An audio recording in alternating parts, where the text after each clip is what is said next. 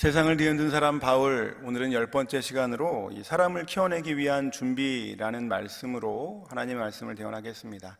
말씀을 전할 때에 저와 여러분 가운데에 하나님의 은혜가 충만하기를 기도드립니다. 사람을 키워내기 위해서는요, 우리의 생각이 바뀌어야 합니다. 얼마 전 이 파리올림픽이 있었죠. 참 여러 가지 많은 좋지 않은 이슈도 있었지만, 그러나 저는 그것을 제외하고 다른 면에서 주의 있게 봤는데요.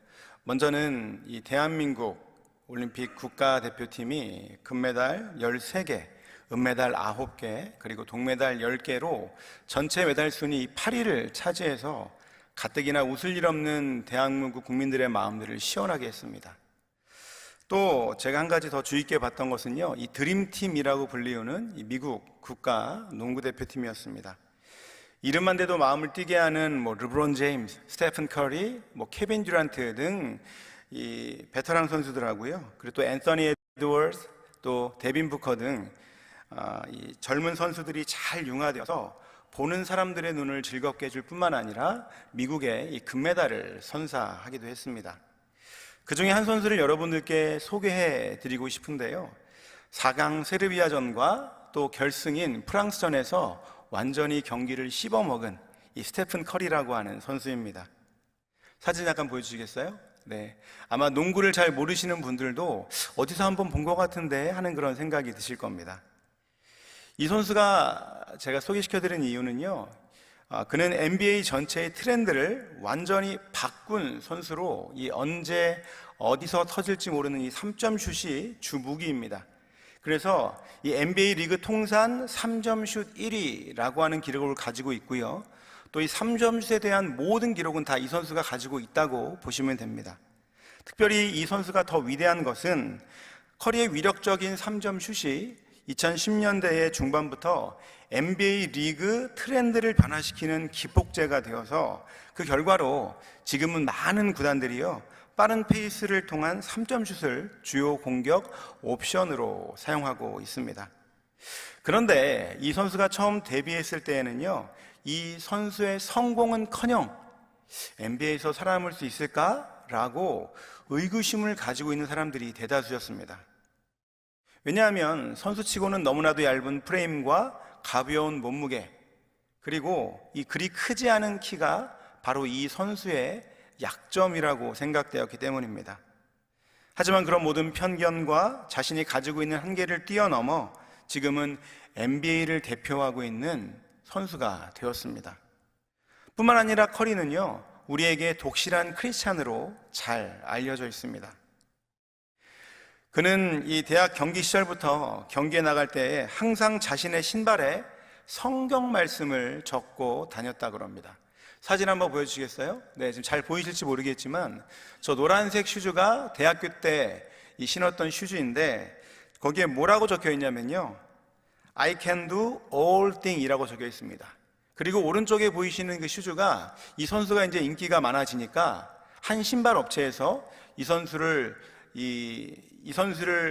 모티브 해가지고 신발을 만든 거예요. 그런데 보시면 그 신발 바닥에는 I can do all things 라고 하는 것과 숫자로 4, 13이라고 하는 그런 신발이 일반인들에게 판매되는 그 신발에 박혀 있던 것입니다. 여러분, 이것이 무엇을 의미할까요? 이것은 빌립보서 4장 13절 말씀으로 I can do all things through Christ who strengthens me, 내게 능력 주시는 자 안에서 내가 모든 것을 할 수 있느니라 라고 하는 바로 성경 말씀을 그의 신발에 아예 박아 적어 놓은 것이죠. 이 말씀을 경기 때마다 되새기며 하나님을 의지하고 열심히 노력하여 마침내 성공할 수 있었던 것입니다. 여러분은 이 이야기를 들으면서 어떤 생각이 드시나요? 만약 그 선수의 피지컬적인 측면만 보고 이 선수의 포텐셜을 보지 못했다라고 한다면 우리는 NBA 농구 역사상 위대한 선수의 플레이를 보지 못했을 것입니다.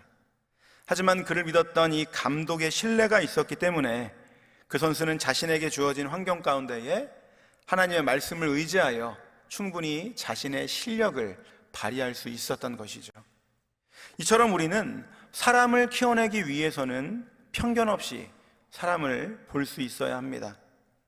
우리가 만나게 될 디모데 역시도 크리스찬이었지만 다른 이들로부터 차별과 편견을 받으며 세상을 살았던 사람입니다.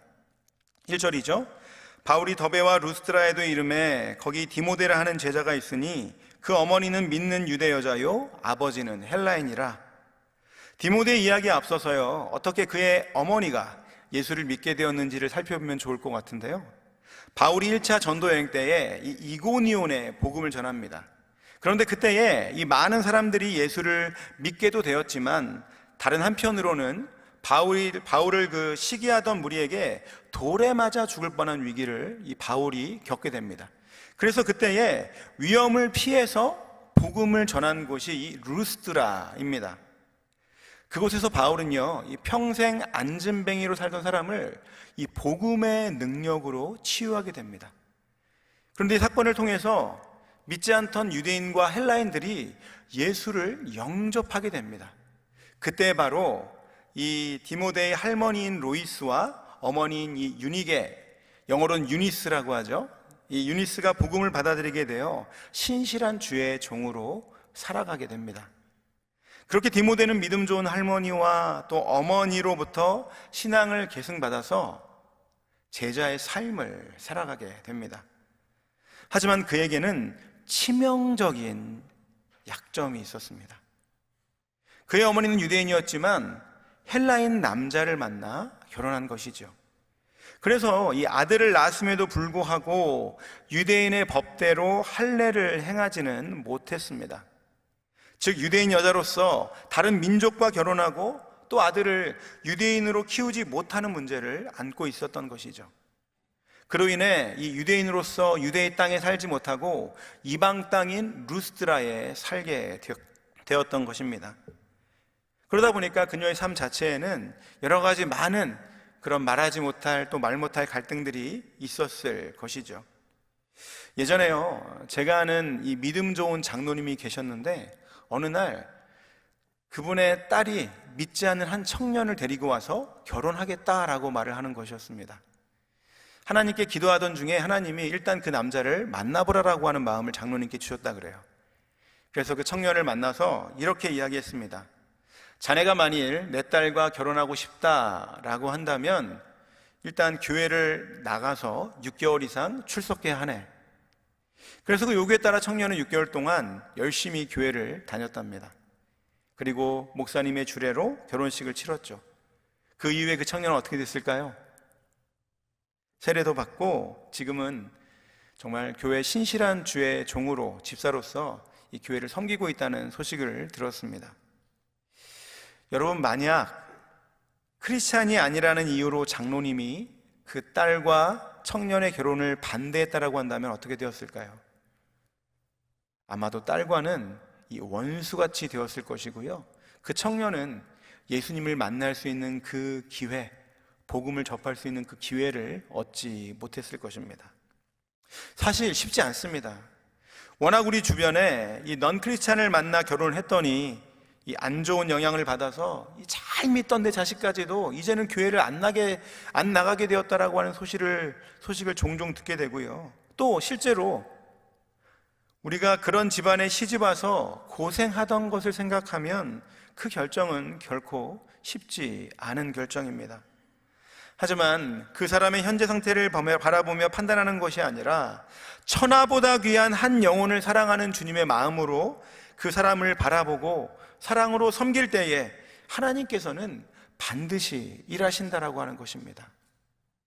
여러분, 우리가 복음을 전하러 이 오지에도 가는데요, 우리 집에 찾아온 잃어버린 영혼을 위해서 주님의 마음으로 더욱 사랑하고 섬긴다면, 또 우리가 예수를 믿는 자들의 진정한 모습을 삶 가운데에 드러내고 살아간다면 우리의 모습을 통해 그들이 주님을 만나게 될 뿐만 아니라 더 나아가 하나님 나라의 귀한 일꾼이 되지 않겠습니까?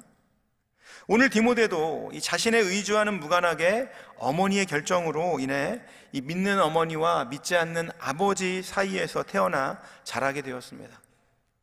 감사한 것은 서두에 말씀드린 대로 어머니가 복음을 듣고 회심하여 신자가 되었고 그 자신 역시도 제자가 되는 놀라운 삶의 변화를 경험하며 살게 되었죠. 하지만 그럼에도 불구하고 여전히 그들을 보는 유대인의 시선은 변하지 않았습니다. 아니, 어떻게 이방 남자와 결혼할 수 있는가? 신앙적으로 순수함을 주장하는 유대인들에게 디모데의 출생의 문제는요, 여전히 큰 장애물이었죠. 하지만 디모데는 그런 유대인들의 시선을 의식하지 않고 복음의 능력을 따라 삶을 살아가고 있었습니다. 그로 인해 루스드라와 이고니온에 있는 형제들에게 칭찬받는 삶을 살았습니다. 사도행전 16장 2절입니다. 디모데는 루스드라와 이고니온에 있는 형제들에게 칭찬받는 자니.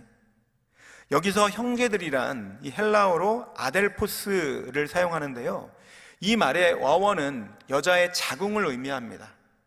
그래서 일반적으로 이웃이나 또 영적인 공동체의 모든 사람들을 이야기할 때에 아델포스라고 하는 단어를 사용한다라고 하는 것이죠.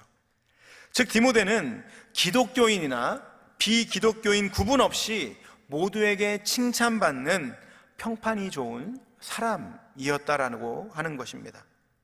어머니의 신앙을 따라 하나님이 자신을 사랑한 것처럼 모든 사람을 하나님이 사랑하신다는 것을 깨달아 동일하게 같은 기준을 정해놓고 그들을 섬기며 교회 안에서나 또 세상에서나 한결같이 신실한 모습을 보였기 때문에 모든 사람들에게 칭찬받는 자로 살게 되었던 것입니다. 사랑하는 성도 여러분, 하나님은 우리가 그런 삶을 살아가는 것을 기뻐하십니다. 마가복음 12장 33절이죠. 또 마음을 다하여 지혜를 다하고 힘을 다하여 하나님을 사랑하는 것과 또 이웃을 자기 자신과 사랑하는 것이 전체로 드리는 모든 번제물보다 기타 제물보다 나으니이다. 이 크리스찬의 삶은요, 그저 믿는 자들 안에서만 인정받는 삶이 아니라 오히려 하나님을 모르는 사람들에게까지 인정받는 삶을 추구해야 합니다. 예를 들어 이 교회 안에서는요, 너무나도 선하고 좋은 분이지만 이웃들에게 또는 이 회사 동료들에게 무례하고 존경받지 못하는 삶을 살아가서는 안 된다라고 하는 것이죠. 하지만 디모데는 모든 사람들에게 칭찬받는 자의 삶을 살았습니다. 그런 삶을 살아온 그에게 이 바울이 전도 여행의 동역자로 그를 데리고 가기 위해 찾아온 것입니다. 바울에게는요, 사람이 아닌, 환경이 아닌 마음의 중심을 보시는 주님의 안목이 있었기 때문이죠. 하나님은 우리 한 사람 한 사람을 그런 시선으로 바라보고 계십니다. 우리의 태생이나 자란 환경이 아닌 말씀을 사랑하고 그 말씀대로 살아가는 것을 가장 귀하게 보십니다. 우리가 무엇을 하며 살아왔건 어떻게 살아왔건 그건 주님께 중요하지 않습니다. 지금 우리가 주님 앞에 상한 심령으로 나와 있다는 것이 중요한 것입니다. 우리 안에 주님에 대한 갈망으로 주님을 더 알기 원하며 주님을 더 사랑하는 그 마음을 기뻐하십니다.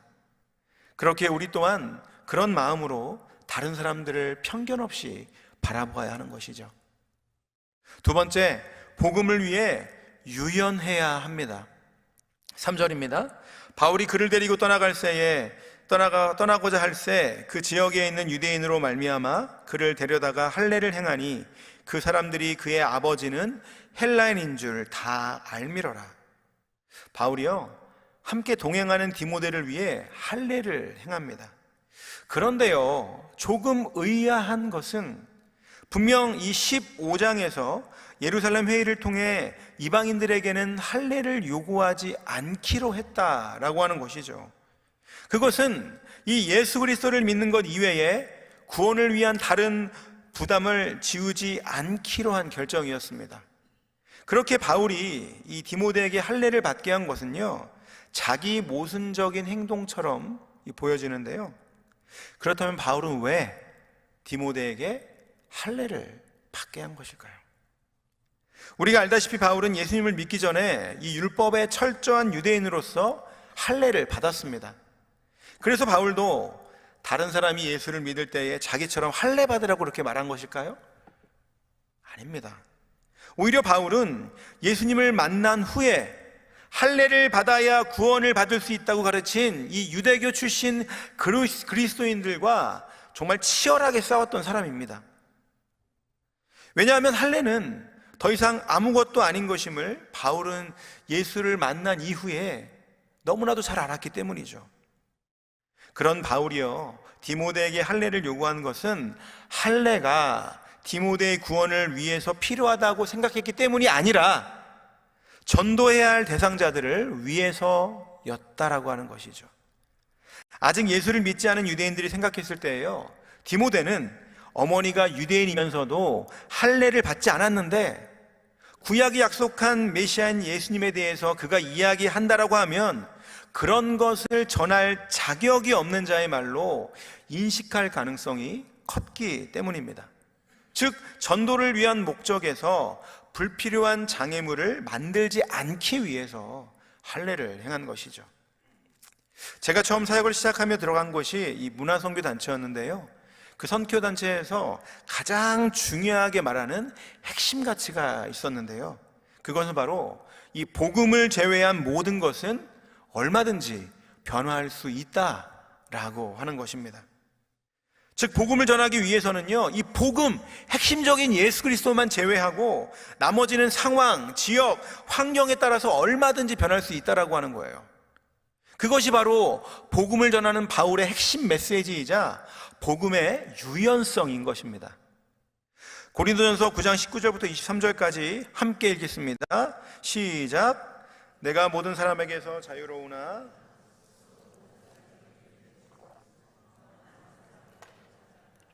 유대인들에게 내가 유대인과 같이 된 것은 유대인들을 엮고자 하며, 율법 아래에 있는 자들에게는 내가 율법 아래에 있지 아니하나 율법 아래에 있는 자같이 된 것은 율법 아래에 있는 자들을 얻고자 하며, 율법 없는 자에게는 내가 하나님께는 율법 없는 자가 아니요 도리어 그리스도의 율법 아래에 있는 자이나, 율법 없는 자와 같이 된 것은 율법 없는 자들을 얻고자 함이라.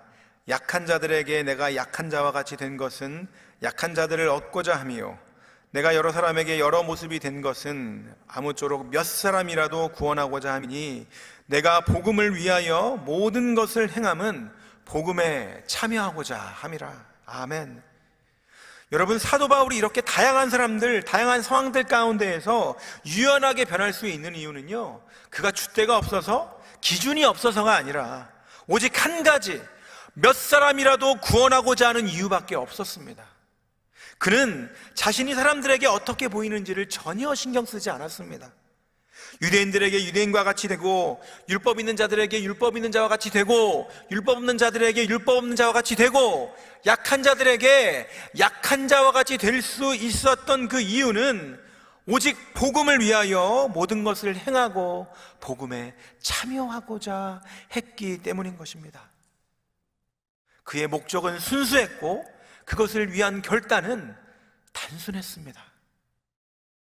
마르틴 루터는요, 이런 바울의 신앙을 보며 우리가 사람들에게 가져야 할 그 마음가짐에 대하여 이렇게 이야기했습니다. 바울은 믿음에서 강하고 사랑에서 부드러웠다.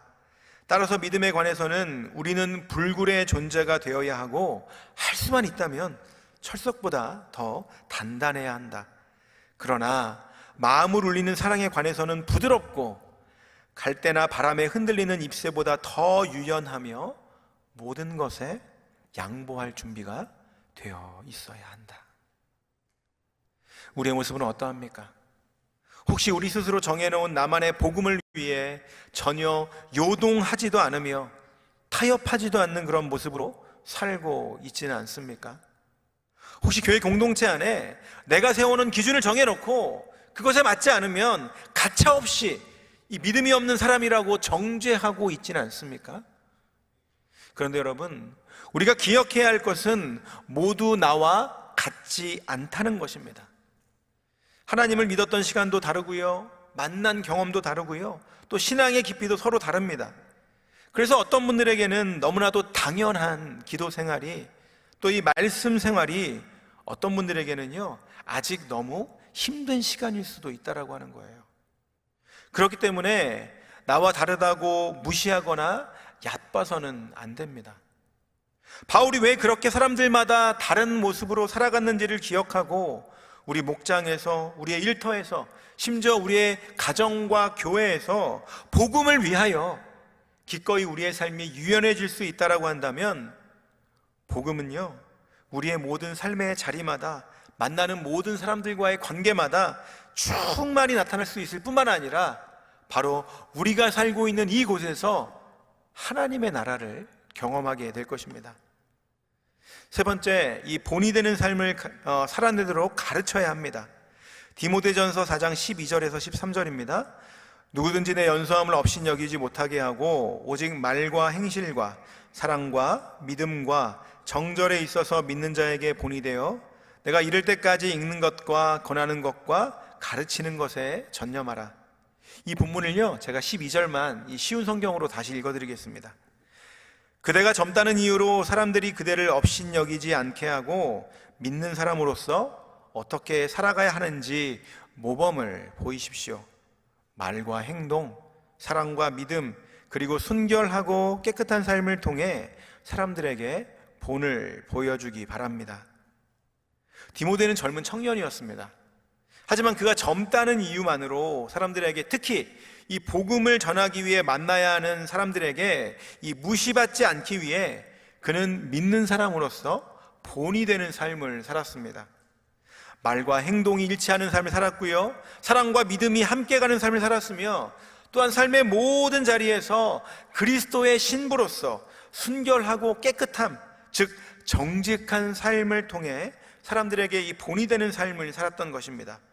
무엇보다 이 말씀과 삶이 이 한쪽에 치우치지 않고요, 밸런스를 잡고 살고 있었죠. 그렇다면 이런 균형 잡힌 삶을 살 수 있었던 그 비결은 무엇일까요? 디모데전서 4장 13절입니다.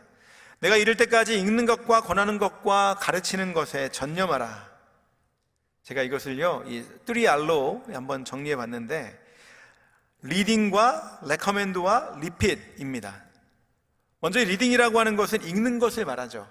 그런데 그냥 읽는 것이 아니라 바로 살아계신 하나님의 말씀을 읽는 것을 말합니다. 시편 119편 105절, 주의 말씀은 내 발의 등이요 내 길의 빛이니이다. 우리가 하나님의 말씀을 매일 묵상해야 하는 이유는요, 그 말씀이 어둠과도 같은 우리의 인생에 밝은 빛이 되기 때문입니다. 시편 119편 50절, 이 말씀은 나의 고난 중에 위로라. 주의 말씀이 나를 살리셨기 때문이니이다. 하나님의 말씀은 또한 우리가 고난을 당할 때에 나를 살리는 말씀이 되기 때문입니다. 신명기 33장 3절, 여호와께서 백성을 사랑하시나니 모든 성도가 그의 수중에 있으며 주의 발 아래에서 주의 말씀을 받는도다. 또한 말씀을 통해 하나님이 우리를 사랑하심을 알 수 있기 때문입니다.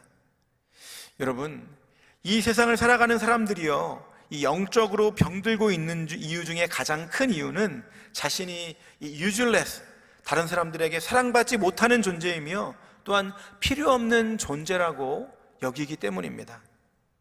하지만 하나님은 우리를 그렇게 만들지 않으셨습니다. 이 세상 그 누구보다도 소중하고 존귀한 존재로, 또한 사랑받아야 할 존재로 우리 한 사람 한 사람들을 만드셨습니다. 그래서 우리를 창조하시고 심히 좋았더라라고 말씀하신 것이죠. 그런데 요즘 우리가 살아가고 있는 이 시대에서는요, 우리 개인들을 볼 때에 사랑받는 존재로 보는 것이 아니라 얼마나 나에게 쓸모있는 존재인가로 보며 사람들을 대합니다. 그러다 보니까 조금이라도 그 기준에 미치지 못하면 쓸모없는 존재로 자신을 격화시켜 심한 우물감에 빠져 살아가고 있는 것이죠. 그런 우리들을요, 어제도 오늘도 그리고 내일도 사랑한다고 고백하는 책이 바로 하나님의 말씀인 성경이라고 하는 것입니다. 그 사랑으로 인해 우리는 깊은 고난 중에 큰 도움이 되시는 주님을 만날 수 있는 것이고요, 어두운 인생길 가운데의 말씀을 통해 길을 찾을 수 있는 것입니다. 혹시 깊은 어둠의 터널을 지나가고 계신 분들이 계시다면 여러분을 사랑한다고 말씀하시는 하나님의 말씀인 성경을 읽어보시기 바랍니다. 하나님의 측량할 수 없는 사랑으로 상처가 씻기우고 수치가 기쁨이 되며 절망이 소망으로 변화되는 놀라운 은혜를 맛보실 수 있을 것입니다. 두 번째 R은요, 이 recommend, 권하는 것이죠. 그것은 우리가 만난 말씀 그대로 살아갈 것을 권하는 것입니다.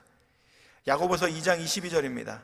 믿음이 그의 행함과 함께 일하고 행함으로 믿음이 온전하게 되었느니라. 제가 너무나도 이 사랑하는 말씀인데요. 여러분, 우리가 믿음이 좋다라고 하는 것을 어떻게 증명할 수 있을까요? 내가 성경을 몇 독 했느냐? 얼마나 하루에 많은 시간을 기도하고 있느냐? 그것이 아닙니다. 오히려 우리가 읽은 그 말씀 그대로, 우리가 들은 말씀 그대로 하나님께 간구한 대로 얼마나 삶 속에서 행함을 통하여 살아가고 있느냐로 알 수 있다라고 하는 것입니다. 왜냐하면 우리가 믿는 그 믿음은요, 우리의 눈에 보이지 않기 때문에 우리가 믿고 있는 그 믿음대로 살아갈 때에 사람들이 그 믿음을 볼 수 있습니다. 한 가지 여기서 말하는 권한다라고 하는 것은요, 나는 잘하고 있으니까 너 한번 이렇게 살아봐, 이렇게 다른 사람들에게 권하는 것을 이야기하는 것이 아닙니다. 오히려 그것보다는 우리 스스로가 믿고 있는 그 말씀에 대해서 우리 스스로 자신에게, 그래, 우리가 한번 우리의 눈에 보이지 않지만 하나님이 나에게 말씀하신 그대로 믿고 살아가자 라고 하는 측면이 더 강조되어 있다고 하는 것을 기억하시면 좋을 것 같습니다. 마지막 세 번째는요, 리핏입니다. 여러분, 배운다고 하는 것은요, 결국 반복하는 것이죠. 어떤 것이든 한 번 해보고 나 배웠어 이렇게 얘기를 하지 않습니다. 그냥 그것은 한 번 경험해 본 것입니다. 그것을 가지고 만약에 배웠다라고 한다면 그것만큼 또 교만한 사람은 없을 것이죠. 즉, 이 리핏이라고 하는 것은요, 기존의 습관을 버리고 말씀을 따라 온전히 살아갈 수 있도록 다시 반복해서 가르치는 것입니다. 가르친다라고 하는 것은요, 이 대상이 있다라고 하는 것을 말하는데 이 의미가 히브리서에 아주 잘 나타나 있습니다. 히브리서 10장 22절부터 25절까지 우리 함께 읽겠습니다. 시작. 우리가 마음에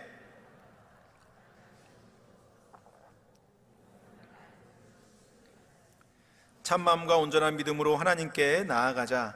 또 약속하신 이는 미쁘시니 우리가 믿는 도리의 소망을 움직이지 말며 굳게 잡고 서로 돌아보아 사랑과 선행을 격려하며 모이기를 패하는 어떤 사람들의 습관과 같이 하지 말고 오직 권하여 그날이 가까움을 볼수록 더욱 그리하자. 여러분, 이것이 무엇을 의미합니까? 그것은 바로 그리스도의 몸된 교회 안에서 함께 감당해야 할 사명을 이야기하고 있는 것입니다.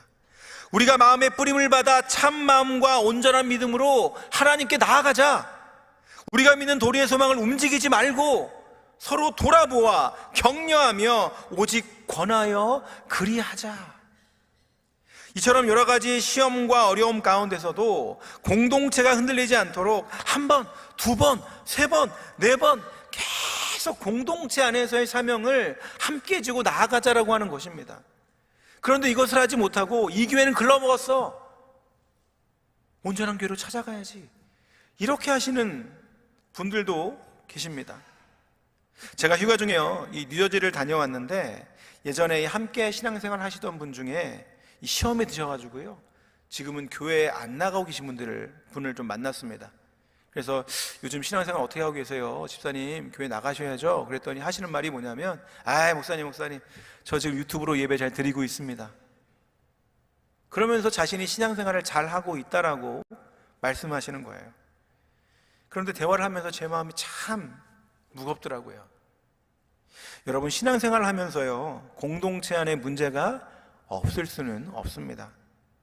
만약에 어떤 교회가 우리 교회는 아무런 문제가 없는 교회예요 라고 말한다면 그 교회야말로 심각한 문제가 있는 교회입니다. 아니, 이 땅 가운데 찾아오신 이 하나님의 아들 예수 그리스도와 함께 지내던 이 12 제자도 얼마나 많은 다툼과 시기와 질투가 있었습니까? 그런데 아무런 문제가 없다는 건 말이 안 되는 소리죠. 문제도 많고 이 탈도 많은 교회지만 우리가 그곳에 소속되어 신앙생활을 해야 하는 이유는요, 오직 교회에만 소망이 있기 때문입니다. 여러분, 교회는 사람이 세운 것이 아닙니다. 하나님께서 연약하고 무지하고 이기적인 우리들에게 교회를 허락하신 이유는 히브리서 말씀과 같이 주 안에서 서로 돌아보라고 만든 것입니다. 우리에게 주신 소망 대신 예수 그리스도를 든든히 부여잡고 서로를 격려하며 모이기를 패하는 어떤 사람들과 같이 그리스도의 몸된 교회를 부정하고 혼자 신앙생활하는 것이 아니라 공동체의 문제를 놓고 주님의 이름으로 함께 모여 기도하고 이 험한 세상 가운데에 우리의 마음을 뒤집어 놓는 수많은 문제들을 나 혼자로서는 할 수 없지만 주님의 능력으로 함께 이겨나갈 든든한 피난처, 그곳이 바로 교회라고 하는 것입니다.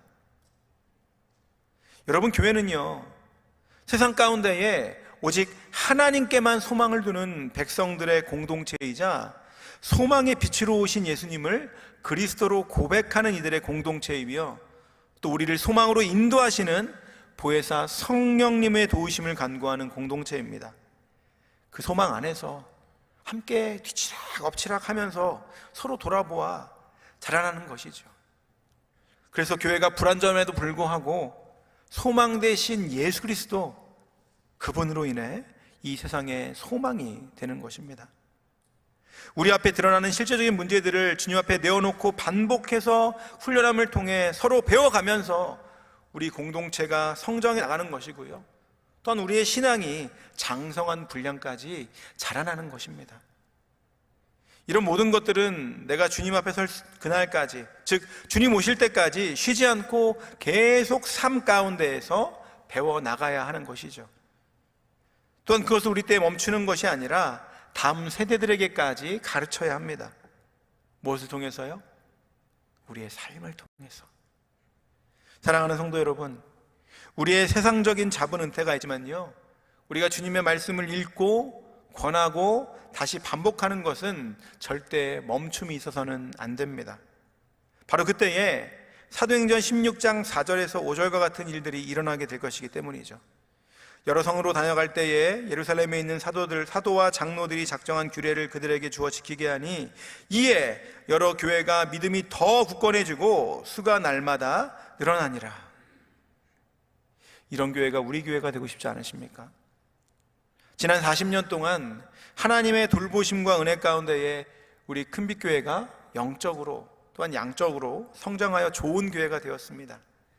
그러나 이 좋은 교회를 뛰어넘어 우리 노 목사님 말씀하신 대로 이 위대한 교회로 이제는 성장해 나가야 할 것입니다. 그러기 위해서 우리 모두가 사람을 키워내야 하는 것이죠. 우리가 먼저 주님의 마음을 품은 제자가 되고 우리의 다음 세대들이 우리의 모습을 본받아 하나님을 기쁘게 하는 기적의 세대가 되어서 우리 교회 안에서 예수의 이름이 높아짐은 물론이거니와 우리 교회가 위치하고 있는 이 몰튼과 토론토 땅과 더 나아가 열방 가운데에 하나님의 이름이 높임을 받을 수 있도록 예수님의 마음을 닮은 사람들을 많이 키워내는 교회로 나아가야 할 것입니다. 말씀을 마치겠습니다. 사람을 키워내기 위해서는 우리가 먼저 제자가 되어야 합니다.